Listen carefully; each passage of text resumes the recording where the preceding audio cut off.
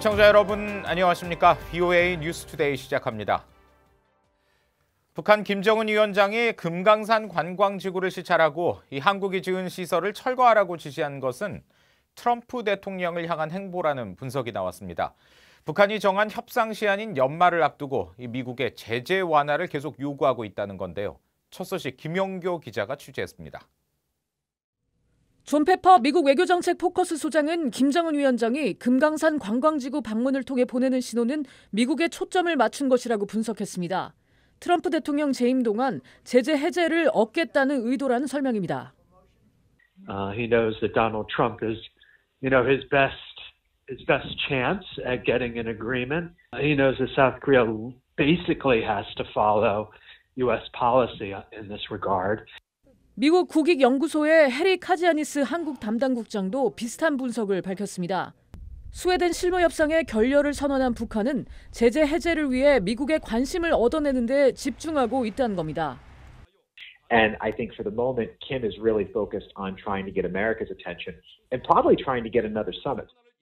켄 고스 미 해군 분석센터 국제관계국장은 최선희 북한 외무성 제1부상이 김 위원장을 수행한 사실에 주목했습니다.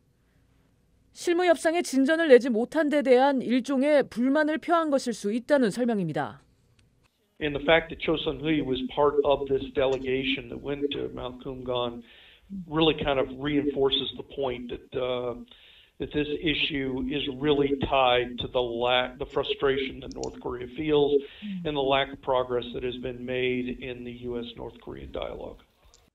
기본적으로는 한국에 대한 불만 표출이라는 지적도 있습니다. 김 위원장이 개성공단과 금강산 관광객의 의지를 밝히고 북한 당국은 미국과 관계없이 한국이 나서라고 거듭 주문했지만 한국이 따르지 않은 데 대한 불만과 북한 주민들에겐 자력갱생의 불가피성을 강조했다는 설명입니다. I think they're targeted at South Korea and at North Korea. It's a message internally, probably first of all, because he talks about repudiating a policy of dependence. 김 위원장이 한국에 의존한 선임자들이 매우 잘못했다면서 사실상 아버지 김정일 전 위원장 시대를 비판한 건 북한 경제의 시급한 내부적 변화를 예고한 것으로 분석됐습니다. 북한 경제 발전에 김정은 자신의 이름을 내걸면서 변화를 이끌어내기 위해 과거 정책과 거리를 둘 필요가 있었을 것이라고 전문가들은 지적했습니다. VOA 뉴스 김현교입니다. 김정은 위원장의 금강산 내 한국 측 시설 철거 지시는 외국 재산권 침해로 국제사회에서 신용만 악화시켜 북한 경제 발전을 저해할 것이라는 지적도 나왔습니다. 북한은 한국에서 빌린 9억 달러 넘는 차관을 비롯해 유럽 국가들에 대한 심각한 채무 불이행으로 국제 신용도는 세계 최악 수준입니다. 이어서 김영권 기자가 전해드립니다.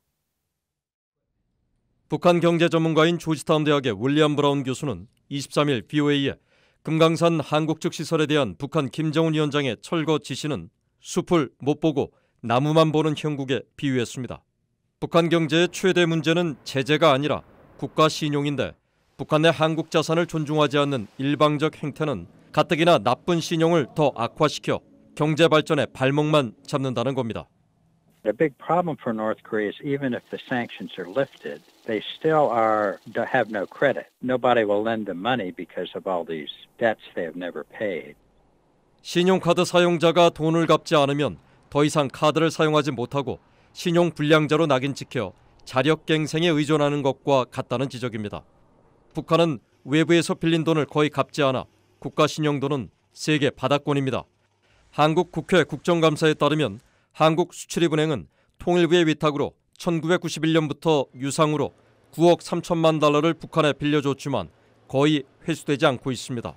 전문가들은 대북 차관은 정치적 색채가 있어 한국 정부가 목소리를 조절해왔지만 채무 불이행 등 일방적 행태는 경제 전문가들이 심각하게 검토해온 사안이라고 지적했습니다. 지금 이렇게 외국 자산을 마음대로 처분한다거나 또 대외 부채 문제를 등한시한다거나 이런 것들이 나중에 이제 북한에게 있어서는 그 외부의 지원을 받거나 아니면 경협을 추진할 때에 사실은 가장 큰 걸림돌이 될 수밖에 없습니다. VOA가 각국 정부에 확인한 결과 북한은 2017년 현재 스위스에 2억 900만 달러, 스웨덴 3억 1,800만 달러, 오스트리아 1억 7천만 달러를 비롯해 영국, 체코, 핀란드, 루마니아 등에도 많은 빚을 지고 있지만 갚지 않고 있습니다.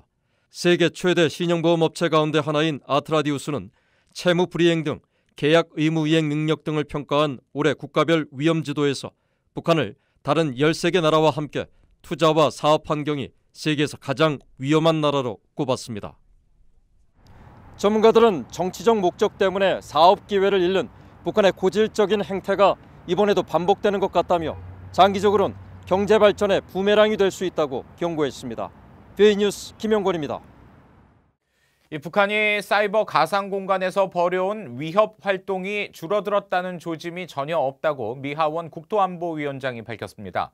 하원 국토안보위원장인 베니 톰슨 민주당 의원은 22일 하원 청문회에서 미국의 주요 사이버 위협 국가로 북한과 함께 러시아와 중국, 이란을 지목하며 이같이 말했습니다. 톰슨 의원은 그러면서 유엔 안전보장이사회 자료에 따르면 북한이 유엔 안보리 결의에 따른 대북 제재를 회피하기 위해 사이버 공간에서 2015년부터 18년까지 가상화폐 등 6억 7천만 달러를 탈취했다고 지적했습니다. 미국 뉴욕 유엔 본부에서 열리고 있는 73차 유엔 총회에서 미국은 북한의 비핵화 진전을 위해 협상에 복귀하라고 촉구했습니다. 그러나 북한은 미국의 새로운 접근법을 요구했습니다. 이현철 기자가 보도합니다. 유엔 본부에서 열린 유엔 총회 제1위원회 회의에서 미국의 로버트 우드 군축 대사는 북한의 비핵화 협상 복귀를 거듭 촉구했습니다. 북한의 김정은 위원장이 한 약속을 지켜야 한다는 겁니다. We call on DPRK to come back to the negotiating table in order to move forward on Chairman Kim's commitment at the 2018 Singapore summit to denuclearization. 우드 대사는 이어 수많은 유엔 회원국들이 현재 상황을 이해하고 있고 한반도 문제 해결을 위한 미국의 노력도 잘 알고 있다고 말했습니다. 특히 트럼프 대통령은 북한이 비핵화에 대한 전략적인 결정을 내릴 경우 북한의 밝은 미래를 제시했다고 강조했습니다. 우드 대사는 또 북한 비핵화에 대한 미국의 입장에는 변화가 없다며 FFVD, 즉 최종적이고 완전한 북한 비핵화를 강조했습니다. Regarding North Korea, our goal remains the final, fully verified denuclearization of North Korea. 우드 대사는 그러면서 모든 유엔 회원국들은 북한의 핵미사일 시험 등에 따른 기존의 안보리 결의, 대북 제재들을 계속 전면 이행하는 것이 중요하다고 강조했습니다. 반면 북한은 또다시 미국의 새로운 접근법을 요구했습니다. In order to solve the nuclear issue of the Korean Peninsula, the United States needs to approach us with a new way of calculation after putting aside the current one. 북한은 이어 올해 말까지 미국의 용기 있는 결정을 기다릴 것이라면서 미국과 북한 간 대화의 운명은 미국의 접근법에 달려있다고 주장했습니다. 또 북한은 대화와 협상을 통해 문제를 해결하는 데 중점을 두고 있지만 미국이 북한을 무력으로 제압하려 한다면 주권과 국익을 보호하기 위해 새로운 길을 모색할 수밖에 없다고 위협했습니다. BOA 뉴스 이한철입니다. 유엔군 사령부는 비무장지대 출입 신청과 관련해 2018년 이후 2,220여 건의 신청을 받아 93% 이상 승인했다고 밝혔습니다. 유엔사는 22일 보도자료를 통해 최근 비무장지대 출입에 대한 유엔사 허가 문제와 관련한 언론 보도는 정확하지 않다면서 이 같은 내용을 공개했습니다.